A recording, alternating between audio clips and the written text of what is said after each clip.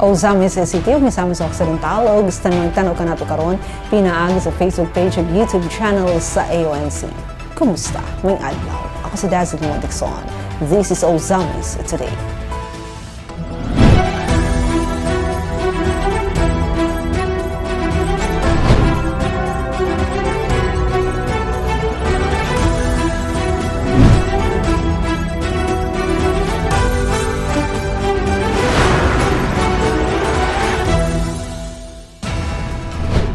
Sa ato ang mga headlines.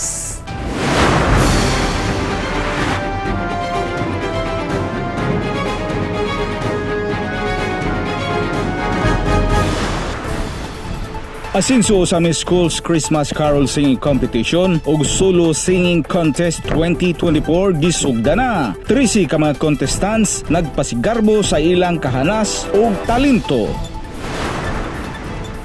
Mayor hindi dali nga mi aksyon sa pagkansela sa klase taliwala sa kusog nga ulan sa Dakbayan. Katapos ang adlaw sa 4th quarter social pension payout alang sa mga senior citizens sa Osamis, malampuson nga gipahigayon.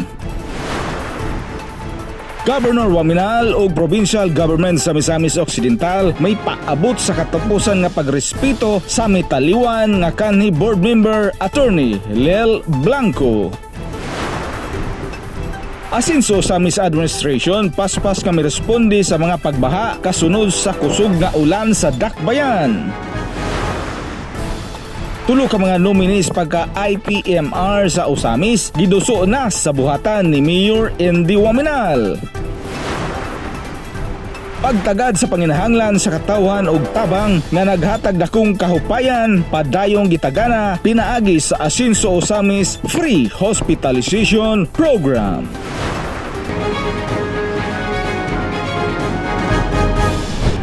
Ani ang mga detalye sa Osamis Today. Asan sa Osamis School's Christmas Carol Singing Competition o Solo Singing Contest 2024 gisugda na. 13 ka mga contestants nagpasigarbo sa ilang kahanas ug talento. Gitutukan ni Bernal Texon ng maong balita. Ani ang report.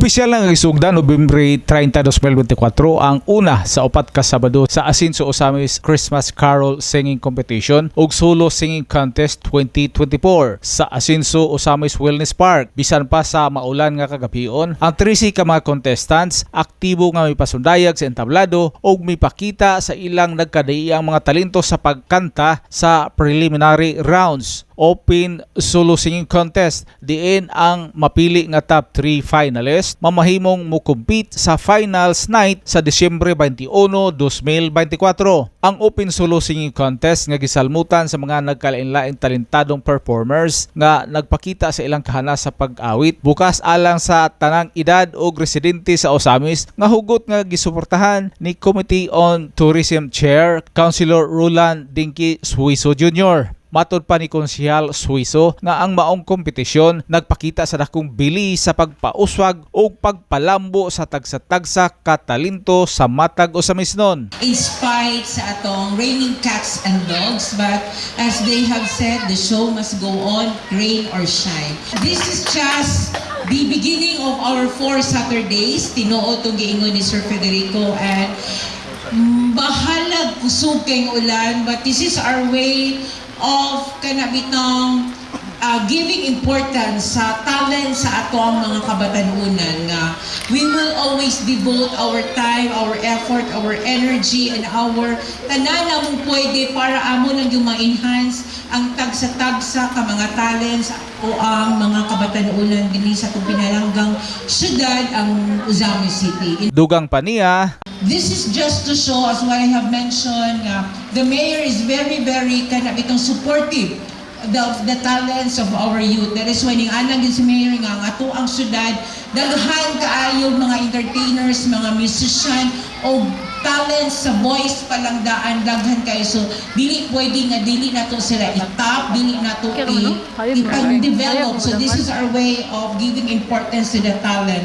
Ang preliminary round sa Open Solo Singing Contest nga positibong gisalmutan sa 3C ka mga contestants gikan sa nagkalain-laing barangay sa Osamis, nagpakita sa ilang talagsaong abilidad ug nagpasigarbo sa ilang nagkadaiyang estilo sa pagkanta. Ang top 3 finalists nga mokompete sa finals night sa Disyembre 21, 2024 mao sila si Iman A. Arbis gikan sa barangay Gango, Lovely Jen Byron nga lumulupyo usab sa barangay Baybay Santa Cruz ug si Judy Lane Liagas nga taga barangay Maningkol, Osamis City. Ang top 3 finalists may pahayag sa ilang dakong pasalamat sa Asinso Osamis Administration, ilabi na sa atong very hardworking, young and dynamic mayor, Attorney Henry N.D. Puentes Wamanal Jr. nga maoy nanguna ni ining programa aron maghatag og bili sa kahada sa nagkadaiyang talento sa matag Osamisnon.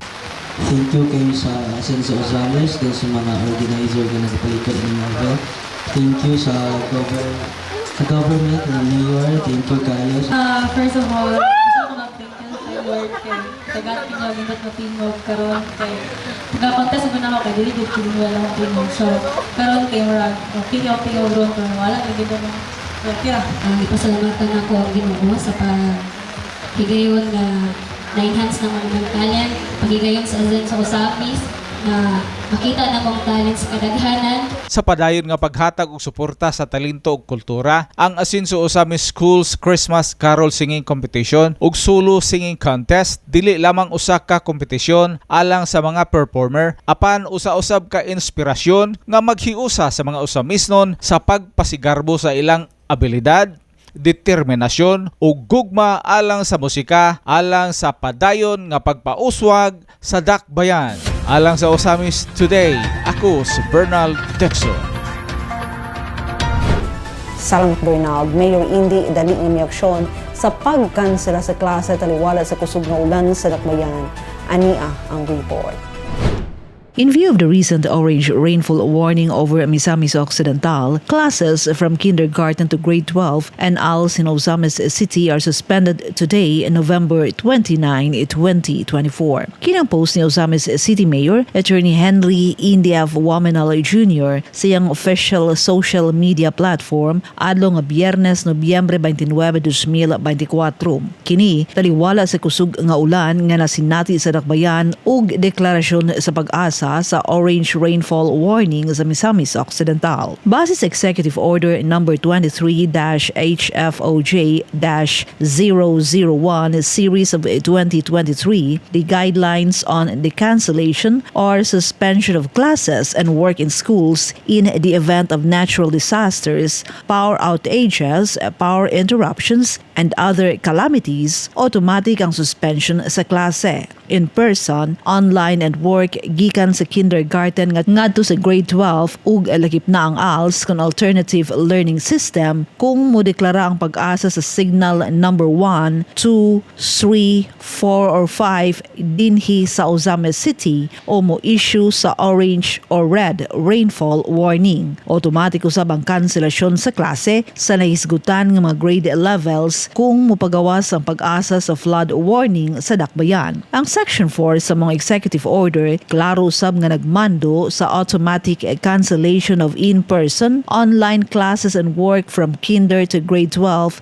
and ALS kung modeklara ang PHIVOLCS sa earthquake intensity scale 5 or above in Osamis City. Discretionary o makahukom usab ang mayor kalabot sa class suspension kung gikinahanglan sa sitwasyon. Kahinumduman nga gipagawas ni Mayor Indy kini nga guidelines nga nagsunod usab sa DepEd guidelines on class suspension tungod sa kalibog kung may klase ba o wala, ilabi na panahon sa ting-ulan. Gihimo usab kini ni Mayor Indy isip tubag sa daghan kaayong mga pangutana nga iyang madawat matag adlaw, ilabi na kung mag-ulan kung aduna pay klase.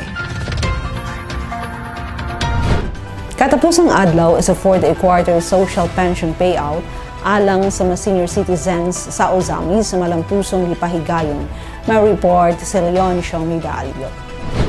Nagpadayon ang pagsuporta alang sa kaayuhan sa mga usamisnong senior citizens ubos sa administrasyon sa Asenso Osamis nga gipangunahan ni Osamis City Mayor Attorney Henry Inde Waminal Jr. ug sa suporta ni Second District Representative Congressman Sancho Fernando Ando Waminal ug Governor Henry Sibilia Waminal. Nobyembre 29 ning tuiga gipagayon ang pag-upod-apod sa ikaupat o katapusang adlaw sa payout alang sa fourth quarter social pension alang sa mga bulan sa Oktubre, Nobyembre ug Disyembre nga may kantidad nga 3,000 pesos alang sa mga senior citizens sa barangay Kinuman Norte, Kinuman Sur, Gala, Bagkakay ug Kugon nga gipagayon sa covered court barangay Kinuman Norte, samtang sa barangay Gimad, Ginguna, Stimson, Abordo ug Trigos nga gipagayon sa barangay Stimson, Abordo, sa barangay Kapukaw P, Kapukaw C, Lipusong, Mintering, Kalabayan, Pantaon ug barangay Dalapang nga gipagayon sa barangay Pantaon, samtang sa barangay Gutukan Diot, Gutukan Dako, Sangay Dako ug Sangay Diot nga gipagayon sa barangay Sangay Diot. Gipangunahan Executive Assistant to the City Mayor for Barangay Affairs, John Dukdor, ang maong kalihukan nga nagrepresentar ni Mayor Attorney Indy Waminal Jr. uban sa mga opisyalis sa barangay o staff gikan sa Department of Social Welfare and Development kun DSWD Region 10 o City Social Welfare and Development kun CSWD Office nga nagtinabangay aron masiguro ang hapsay nga proseso sa paghatag sa senior citizen pension. Gipasabot ni Dukdor nga ang programa bahin sa dakong paningkamot ni Presidente Ferdinand Bongbong Marcos Jr. diin ang kanhi 500 pesos gihimong 1,000 pesos tungod sa dakong tumong sa presidente nga masuportaan ang mga indigent nga lulo ug lula, ilabi na nga kadtong walay igong panginabuhian. So tungod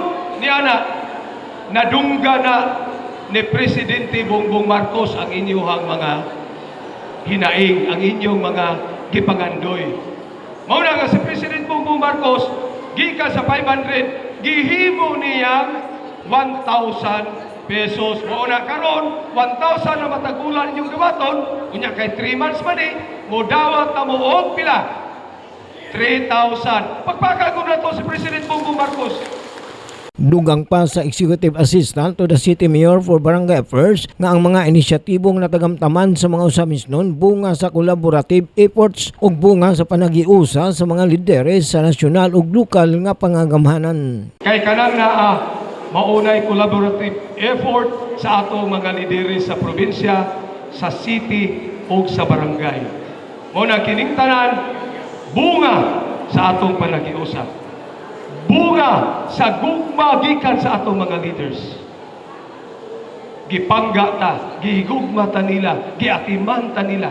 Bugkos nga pasalamat usab ang ipaabot sa usamisnong mga lulo ug lula alang sa Team Asenso Administration. Lakip na nini si Lula Cristita Martir nga taga Barangay Gala diin matud pa niya ipalit niya kini og konsumo nga bugas ug gatas. Ako ko pasalamat nga nakadawat ko aning gihatag karon palit og bugas, gatas. Ang padayong suporta sa mga senior citizens sa Asenso Osamis Administration nagpakita sa tinuoray nga paghatag og importansya sa mga indigent nga lulo ug lula sa dakbayan, diin naghatag og kasiguruhan sa kaayuhan sa mga seniors isip usa ka buhi nga timaan sa padayong paningkamot sa Osamis nga mahimong usa ka syudad nga nag-una sa pagtagad sa kaayuhan alang sa tanan. Alang sa Osamis Study, ako si Leoncio Medali. Governor Waminal Provincial Government sa Misamis Occidental ipaabot sa katapusang pagrespeto sa mitaliwan nga kanhi board member Blanco si Glenn Ray Ronduna alang sa mga detalye. Ang provincial government sa Misamis Occidental pinaagi sa sangguniang panglalawigan, mihandom og mihatag og usa ka pasidungog alang sa mitaliwan nga si Attorney Lel M. Blanco kani board member ug majority floor leader sa probinsya. Bisan pa sa iyang puno nga schedule, personal nga mihatag siyang katapusang pagrespeto si Working Governor Henry S. Waminal idubadan sa mga provincial ug local officials aron nga ipadayag ang ilang lawom nga pagpahasubo og simpatya sa pamilya sa maong kanhi public servant. Si Attorney Blanco na nerbisyo isip board member sa probinsya nga nagrepresentar sa 1st Legislative District sulod sa duha ka magkasunod nga termino gikan sa 2016 hangtod 2019 o gikan sa 2019 hangtod sa 2022. Ang iyang dedikasyon og tinguha sa paghimo og mga balaod og polisiya nga makaayo og may dako nga epekto alang sa kaayuhan sa probinsya. Sa iyang serbisyo nahimong ehemplo si Attorney Blanco sa integridad ug ginasing-kasing nga pagpangalagad alang sa katawan sa Misamis Occidental. Sa maong tribute giila ang iyang mga kontribusyon nga padayon nga gipasalamatan ug gimahal sa tanang katawhan nga nakabenepisyo sa iyang serbisyo. Alang sa Ozamis Today, kini si Glenn Ray Roluna. Salamat Glenn. Sa Ozamis Administration, paspas ng responde sa mga pagbaha kasunod sa kusog nga ulan sa Dakbayan. Ania ang mga detalye. Daling girespondihan sa Asenso Ozamis Administration ang mga pagbaha sa pipila ka mga bahin sa syudad kasunod sa kusog kaayo nga ulan tibok Huwebes sa gabi, Nobyembre 28, 2024 hangtod na sa buntag adlaw nga Biyernes, Nobyembre 29 nga miresulta sa deklarasyon sa pag-asa sa orange rainfall warning sa probinsya sa Misamis Occidental. Ubos sa pagdumala ni Mayor Attorney Henry Inde F. Waminal Jr., dali nga milihok ang natahasan nga mabuhatan sa lokal nga paggamhanan aron masolusyonan kini nga sitwasyon sa apektadong mga lugar. Giadtuan ug gisusigilayon sa City Engineer's Office uban sa pagpanguna ni City Engineer Mary Murray Alianic ang mga apektadong areas ug usa sa pinakapangunang lugar nga naapektuhan mao ang area duol sa MCOR Best Bike sa Circumferential Road. Diin ang pagbara sa kanal mipagrabe sa sitwasyon. Dali nga milihok ang CEO team aron tangtangon ang nakaharang nga makahoy ug uban pang mga babag ug limpyuhan ang kanal nga nagpaluag sa agianan sa tubig ug dali nga pagdaloy niini nga naghatag og dali nga solusyon sa problema. Padayon usab ang operasyon sa paglimpyo ug monitoring sa uban pang mga bahin sa syudad aron masiguro nga wala nay susama nga mga sitwasyon ug kung adu naman mahatagan dayon sa gikinahanglang aksyon base sa mando ni Mayor Indy. Gipahimangnuan usab ang mga residente sa Dakbayan nga magpabiling alerto ug mag-andam tungod sa di matagna nga kahimtang sa panahon dala sa shear line ug amihan. Samtang padayon usab nga nagmonitor ang inatahasan nga mga local ug national agencies aron malikayan ang mga pagbaha ug uban pang mga problema. Tulo ka mga nominees pagka-IPMR sa Ozamis giduso na sa buhatan ni Mayor Indy Waminao. Gitutukan niya Don Dicena ang maong balita. Ania ang report. Bunga sa gipagayong selection process sa indigenous people community sa Dakbayan sa Ozamis, labi na sa 5 ka mga ancestral barangay, sa katapusan nakarekomendar na ang mga IP leader o 3 ka mga nominee pagka-IPMR sa Ozamis o Indigenous People Mandatory Representation. Apan nakanayon si Indigenous People Committee Vice Chair Dengue Suizo nga sa pagkakaroon wala pa siya pangalan sa giingong 3 ka mga individual. Apan ana sa buhatan ni Mayor Indy Waminal alang sa laing proseso sa rekomendasyon o kung si kinsa sa 3 ka mga individual ang palarang mapilian sa mayor ibalik na usab kini sa IP community. Human sa proseso sa city level, iduso na usab kini sa regional office sa NCIP Region 10 alang sa lain na usab nga documents compliance usa na ang pag-issue og certificate of accreditation. Dugang pa ni Council Dengue Suizo nga human sa makuting proseso posibleng adunay bag-ong IPMR ang Ozamis og magsugod sa bag-ong termino niini sa umaabot nga Hunyo sa sunod tuig. The side of the tribes as well as the 5 ancestral domain barangays, they still need to submit it. So until now, we don't have yet the names for those who are recommended. I think 3 nominees. No names yet? No names yet? Wala nga pa. No names yet. I think it's confidential. It will be on the mayor's table, and the mayor will going to have another recommendee, and subject for review from both then the region will also make the evaluation.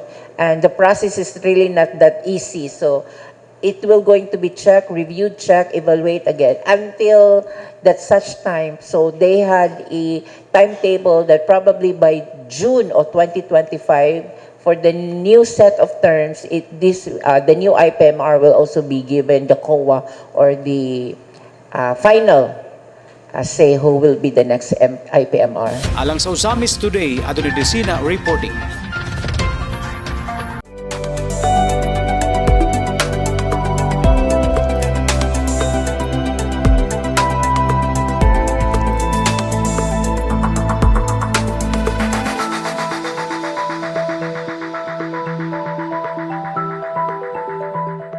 Pagtagad sa pangnahanglan sa katawhan ug tabang nga naghatag edakong kahupayan, padayong gitagana pinaagi sa Asenso Ozamis Free Hospitalization Program.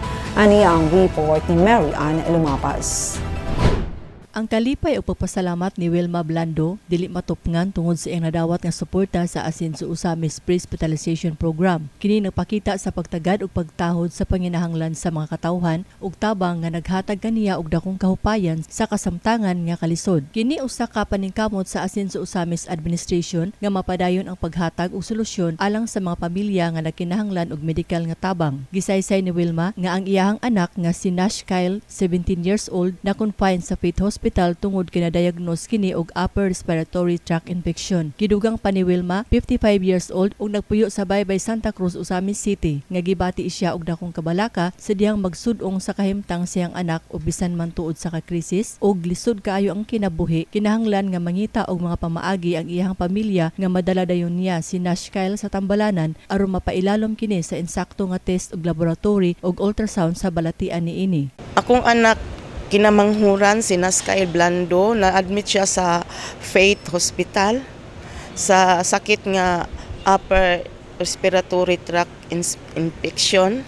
Si Wilma, usa ka inahan nga puno sa gugma ug kadasig, walay pagduha-duha nga nag-atiman siyang anak nga si Nash Kyle samtang kini na-admit sa ospital. Matod pa ni Wilma, bisan pa sa kakapoy ug kakulang sa tulog, nagmalahotayon siya sa pagbantay sa tanang oras aron masiguro nga mahatagan ang anak sa husto nga pag-atiman. Ang sakripisyo ni Wilma nagpakita sa dili matugkad nga gugma sa usa ka inahan. Nga bisan sa kalisod sa kahimtang og dili kalikayan nga mabalaka kay si Wilma sa dihang iyang nasayran nga aduna sila excess bill nga mikabat sa kantidad nga 32,977 pesos. Nga ang trabaho sa iyang bana lamang usa ka truck driver. Dili gayud nila kaya ang pagbayad sa maong kantidad. Hinungdan nga sa ikatulo nga higayon nangayo si Wilma og tabang sa Asenso Ozamis Free Hospitalization Program o gilihok dayon niya ang mga requirements alang sa pag-abil niini. Kay dili sila mahimutang nga magunahuna sa maong kantidad ug lisod kaayo makapangita og kabayluan og kwarta alang sa ibayad nila sa ospital. Ang among excess 32,977.66.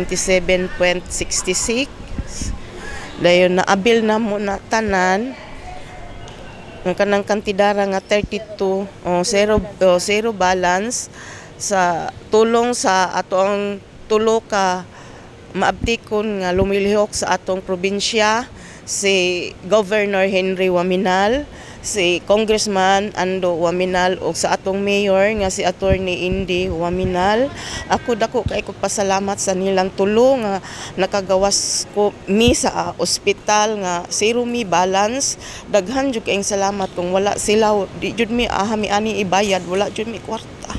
Tungod sa kawadon o kakulang sa pinansyal nga kapasidad, maglisod sa pagsugakod sa adlaw-adlaw nga panginahanglan sama sa pagkaon, edukasyon ug panglawas ang daghang mga pamilya mao nga dakong tabang alang kanila kini nga mga programa. Kinasingkasing nga mipadangat si Wilma sa iyang dako nga pasalamat kang Mayor Attorney Henry NDF Waminal Jr. nga gipadayon ang Asenso Ozamis Free Hospitalization Program kay nahatagan og solusyon ang ilang mga problema sa mga bayronon ilabi na sa mga pribadong hospital sa Dakbayan. Ug lakip usab nga gipasalamatan niya si Governor Henry Waminal uban kang Congressman Ando Waminal nga tungod sa bug-os nga panaghiusa sa mga katawhan ug mga lideres sa probinsya sa Misamis Occidental nga mao ang yawi sa pag-asenso aron ang Uzamisnon ug Visamisnon magpuyong malinawon, malambuon ug malipayon. Ay layo ra ma'am. Layo gyud kaayo. Wala gyud na sa unang panahon. Ako ikatulo na nako ning pangayo ma'am. Salamat jud kayo sa tanan nga nagtabang. Salamat kayo sa tanan, sa laghan jud kayo salamat. Ma'am, salamat. Alang sa Osamis Today, ako si Mary Ann Lumapas. Salamat ang Osamis Rihatod Kanato, ingin na serbisyo publiko sa Asenso Osamis News Channel, ubos sa pagdumala sa Asenso Osamis Administration, pinaagi ni Mayor Attorney Henry Indy F. Waminalo Jr. Alang sa dugong impormasyon, please like our official Facebook pages. Kung Ando Waminal, Attorney Indy Waminalo, Asenso Osamis News Channel.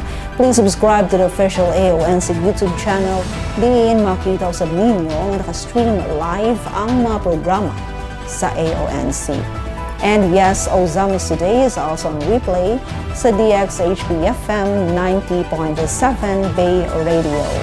Sa ngalan sa kitibukang AONC team, Leoncio Medallo, Bernal Texon, at Donnie D. Sena, June Purgatorio, Ares Carpio, Kim Tangaro, Mac Jewel Malinis, Mary Melody Reyes, Angela Mecarante, Mary Anna Lumapas, Xander Dalid, si Glenn Ray Roluna, sa Misamis News Network. Ako si Dazil Pumuatikson. Daghang salamat. Padayon Asenso Osamis, Asenso Segundo Distrito, Asenso Misamis Occidental.